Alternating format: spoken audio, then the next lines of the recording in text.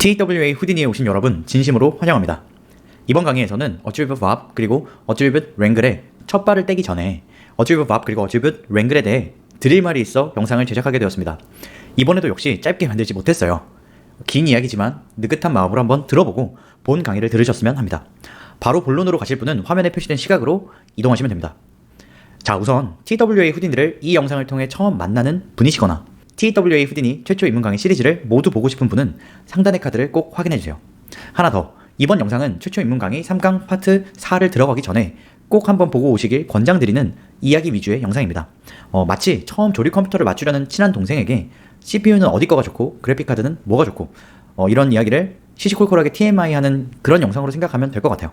다 이해 못해도 좋아요. 그런데 어치비브 밥, 어치비브 랭글, 벡스를 배우는 시점에 이게 그 말이었구나 하는 정도가 되었으면 합니다. 자, 시작해보도록 하겠습니다. 오늘은 약간 목차가 있습니다. 각각의 항목의 시간을 적어뒀는데요. 이어져 오는 내용이 있기 때문에 기왕이면 쭉 듣는 걸 권장드릴게요. 첫 번째, 인터페이스로 분류하자면 후디니를 배우는 데 있어서 분야를 몇 가지로 나눌 수 있는데요. 렌더를 위한 아웃, 색과 질감을 표현하기 위한 매터리얼, 샵, 3D 물체를 만들기 위한 OBJ, 이런 식으로 분류를 할 수 있습니다. 그런데 이런 분류 말고요, 작업을 하는 인터페이스적인 부분을 말씀드려 볼게요. 처음으로 여러분이 배운 건 씬뷰, 노드, 그리고 파라미터를 보는 인터페이스였어요. 그 다음에 제가 알려드린 인터페이스는 애니메이션 에디터였습니다. 이처럼 작업 환경이 아예 다른 경우가 몇 가지가 더 있는데요. 솔버나 다이나믹을 배울 때 또 큰 이질감을 느낄 거랍니다. 그리고 이번 주제, 벡스 빌더입니다. 앞서 말한 작업 환경들은 모두 후디니에서 이용할 내용임에도 모두 환경이 다릅니다. 지금까지 아래로 노드를 붙여오는 방식이 우리에게 익숙했겠지만 여기서는 옆으로 노드를 쌓을 예정입니다. 그리고 불러올 수 있는 노드와 내용이 전혀 다르고요. 자, 맥스 빌더는 쉽게 말하자면 어치비브 밥 그 자체라고 말씀드려도 지금은 괜찮을 것 같은데요. 아쉽게도 어치비브 밥을 알려면 동시에 어치비브 랭글, 벡스에 대해서도 알아야 합니다. 제가 인터페이스가 다르다는 말과 함께 이렇게 먼저 분류를 해드린 이유가 있습니다. 작업 환경이 바뀌는 것만으로도 우리의 수행 능력이 엄청나게 떨어지기 때문에 익숙해지기 전엔 절대로 밥, 랭글, 벡스 어느 것 하나 쉽다고 느껴지지 않을 거예요. 아무리 쉬운 내용을 하고 있다고 하더라도요. 두 번째, TWA와 싸운 빌드업. 최초 입문 강의 3강 파트 3까지 우리는 노드와 파라미터만을 이용해서 작업을 진행해 왔습니다. 정말 몇 번을 빼고는 후디니가 제공하는 노드와 파라미터, 그리고 우리가 직접 파라미터를 만들고 그 파라미터에서 얻은 정보를 이용해 작업을 했어요. 지금까지 제 수업을 빠짐없이 들으신 분들이라면 제가 무슨 작업만 하면 널을 만들고 컨트롤이라고 이름을 지어 하나의 널로 다양한 노드들의 파라미터 값을 통제하는 걸 보아 오셨을 거라고 생각합니다. 저는 개인적으로 이런 과정을 사용자화라고 합니다. 제가 사용자화의 과정에서 중요하다고 생각하는 부분이 있습니다. 만들면서 스스로에게 하는 질문인데요. 내가 만든 시스템을 다른 사람이 이용할 때에도 편하게 쓸 수 있을까? 그리고 다시 그 시스템을 이용할 때 최대한 예외 상황 없이 쓸 수 있는가? 이런 내용을 스스로에게 되짚어 보려고 노력합니다. 2강 파트 3에서 프로시저럴한 방법으로 의자를 만들었었습니다. 결과적으로 우리가 입력할 건 다리의 길이, 폭, 두께, 등받이 각도 등등이었고 입력한 수치에 따라 원하는 모양의 의자를 출력하는 시스템을 만들었습니다. 자, 이러한 시스템을 만드는 과정과 후디니에서 벡스를 통해 정보를 다루는 과정은 매우 유사합니다. 다시 말해볼게요. 우리가 앞으로의 편의를 위해 노드들과 파라미터로 의자 시스템을 사용자화해서 만든 것. 후디니 개발자들이 일정 기능을 수행하기 위해 벡스라는 언어로 노드를 사용자 친화적으로 만든 것. 이 둘은 맥락적으로 꽤나 유사함을 가집니다. 지금은 이해 못하셔도 됩니다. 지금까지 제가 한결같이 드리고 싶었던 작업 방식은 개발자 마인드까지는 아니더라도 기능들의 조합과 연산을 통해 사용자화를 익히는 그런 방식이었답니다. 여기까지가 제가 3강 파트 3까지 여러분을 끌고 오면서 쌓아온 빌드업입니다. 세 번째, 벡스 언어가 뭘까? 진짜 잠깐 다른 예시를 하나 들어볼게요. 뒤에서 벡스를 이해하는데 비유로서 쓰일 예정입니다. 우리가 블루투스로 연결이 되는 무선 이어폰을 집에서 직접 DIY로 만든다고 가정해볼게요. 우선은 기계 장치인 유선 이어폰이 필요할 거고요. 블루투스 칩셋이 필요합니다. 블루투스 칩셋을 위한 전원 장치도 필요하고요. 그럼 이제 땜질도 해주고 전원도 연결하고 물리적으로, 논리적으로 연결해줍니다. 그럼 이제 몇 가지 블루투스 세팅을 잡아줌으로써 준비가 끝납니다. 핸드폰과 연결하면 집에서 유선 이어폰을 무선 이어폰으로 바꿔서 노래를 들을 수 있어요. 대단하지만 대단하지 않을지도 모릅니다. 애플의 에어팟이나 삼성의 버즈처럼 컴팩트하지 않을 거예요. 개인이 살 수 있는 블루투스 칩이 그렇게 작지 않거든요. 그리고 전원도 작지 않을 거랍니다. 결과물이 커다란 귀걸이처럼 만들어질 수도 있고요. 좌우 이어폰 밑에 선이 남아있어야 할 수도 있어요. 그럼 에어팟이나 버즈는 어떻게 그렇게 작을 수 있었을까요? 아마도 개발자들은 필요한 정보만 딱 작동하도록 블루투스를 입맛에 맞게 수정했을 거예요. 굳이 필요하지 않은 게 있다면 빼고 계산량도 줄이고 사이즈도 줄여가며 소형화를 진행시켰을 거랍니다. 그리고 전원에 대한 부분도 비슷한 과정을 거쳤을 거랍니다. 자, 그럼 똑같은 과정을 통해 무선 헤드폰을 직접 만들었다면 어떨까요? 이건 이야기가 조금 다를 수도 있어요. 왜냐하면 헤드폰은 귀마개 쪽에 충분한 공간이 있기 때문에 아쉬움이 남지 않을 수도 있습니다. 심지어 블루투스 칩셋의 성능에 따라 기존 에어팟이나 버즈보다 더 높은 음질, 더 빠른 전송 속도를 보여줄 수도 있어요. 자, 이 예시의 몇 가지 부분이 우리가 노드를 다루는 것과 맥스를 이용한 VAP, 랭글을 이해하는데 조금 도움을 줄 거랍니다. 네 번째, 자 그렇다면 맥스 언어가 뭐고 어떻게 작용해왔나? 자, 방금 전 예시를 활용해서 노드와 맥스 등등에 대한 이야기를 들어볼게요. 그리고 맥스가 뭔지 말씀드릴게요. 앞서 이야기에 등장한 블루투스 칩셋은 우리가 후디니를 함에 있어서는 지오메트리에서 부를 수 있는 기본적인 노드입니다. 그리고 제가 이렇게 말했어요. 개발자들이 필요한 정보만 딱 작동하도록 블루투스를 입맛에 맞게 수정했을 거예요. 굳이 필요하지 않다면 계산량도 줄이고 사이즈도 줄여가며 소형화를 진행했을 거예요. 이 부분에서 개발자들이 한 일이 우리에게는 맥스 언어를 이용한 코딩입니다. 제가 방금 맥스 언어를 이용한 코딩이라고 말씀드렸습니다. 맥스는 후디니에서 코딩을 하기 위한 컴퓨터 언어의 이름 그 자체입니다. 꼭 기억하세요. 잠깐 지금까지 후디니 배운 걸 되돌이켜 볼게요. 지오메트리에서 탭 누르고 원하는 노드를 쓰고 엔터를 쳐서 노드를 꺼냅니다. 즉시 우리는 파라미터에 선택하고 입력할 수 있는 공간들을 제공받습니다. 만약 우리가 add 노드를 꺼냈다고 가정한다면 파라미터에 폴더가 3개가 있고 점을 생성하고 선을 만드는 과정을 할 수 있을 겁니다. 그리고 우린 add 노드가 제공하는 수많은 선택사항 중 몇 가지만 택해서 이용을 합니다. 지금까지 배우고 자주 이용한 건 점 만들기, 선으로 연결하기 이 정도였고요. 나쁘다는 뜻이 절대 아닙니다. 만약 우리가 후디니 안에서 코딩, 맥스를 이용한다면 어떨까요? 사실 이 과정은 2줄이면 충분합니다.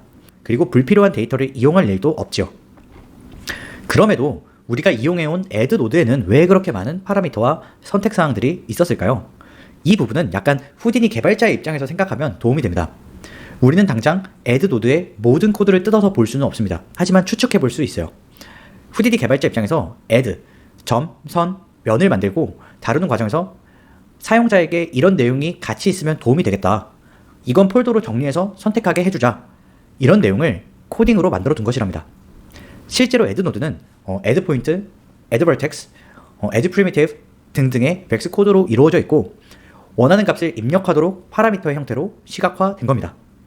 감사하게도 우린 사용자화의 결과물로서 add 노드를 이용하는 거고요. 자, 그럼 노드보다 맥스를 활용한 방법이 더 좋다는 뜻이냐? 근데 그건 또 아닙니다. 이건 마지막에서 다시 한번 언급할게요. 5번째, 그래서 우리는 맥스를 이용해 뭘 하려는 걸까? 제가 앞에서 이런 말을 했어요.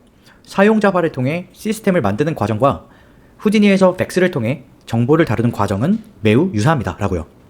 우리가 앞으로의 편의를 위해 노드들과 파라미터로 의자 시스템을 사용자화해서 만든 것, 후디니 개발자들이 일정 기능을 수행하기 위해 맥스라는 언어로 노드를 사용자 친화적으로 만든 것. 자, 어치리브 랭글은 우선 오브젝트에서 꺼내 쓸 수 있는 노드 중 하나입니다. 그리고 이 두 노드는 맥스 언어로 사용자가 데이터 처리를 마음껏 할 수 있는 일종의 개발자 모드 같은 것입니다. 개발자 모드는 표현상 예시입니다. 그리고 맥스라는 언어는 오브젝트 단위에서 이용하는 다른 노드들보다 더 작은 단일 명령, 펑션들을 다룹니다. 때로는 필요한 기능을 기존 노드보다 훨씬 컴팩트하게 코딩으로 표현할 수 있습니다. 그리고 기존 노드로는 존재하지 않는 연산을 직접 만들어서 쓸 수 있습니다. 자, 맥스를 다루려는 최종 목표입니다. 후디니가 노드로 준비해주지 않은 연산 작용과 과정을 스스로 만들고 이용하는 것이 맥스를 이해해내고 다루려는 최종 목표입니다.